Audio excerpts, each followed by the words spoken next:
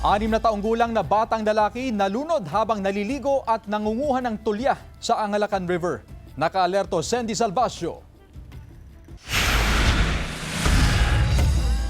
Malambing na bata kung ilarawan ng kanyang mga magulang ang 6 na taong gulang na si Romeo de Guzman Jr. ng Barangay Santo Tomas, San Jacinto, Pangasinan. Kaya labis ang kanilang paghihinagpis sa sinapit ng kanilang anak.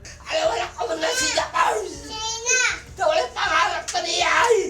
Alas 2 ng hapon noong Sabado, nagkayayaan si Romeo Jr. at ang kanyang nakatatandang kapatid kasama ang 2 pinsan na maligo at manguha ng tulya sa Angalacan River sa bahagi ng kanilang barangay. Subalit hindi raw nila kabisado ang lalim ng ilog at napunta sa malalim na parte si Romeo Jr. hanggang sa tinangay ng agos ng ilog. Hindi ko matanggap na gano'n yung anak ko.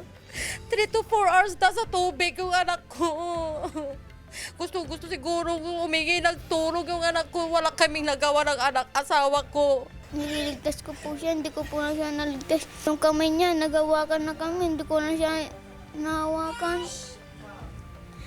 Pagkatapos nalunod na, doon na sa ilalim. Katuwang ng PNP ang BFP at MDRRMO at iba pang otoridad sa retrieval operation. Muling nagpaalala ang pulisya sa mga magulang na laging bantayan ang mga anak upang makaiwas sa mga ganitong pangyayari. I-guide pa rin natin sila na mag-ingat or kung paari is wag na lang silang pabayaan na sila lang yung pupunta.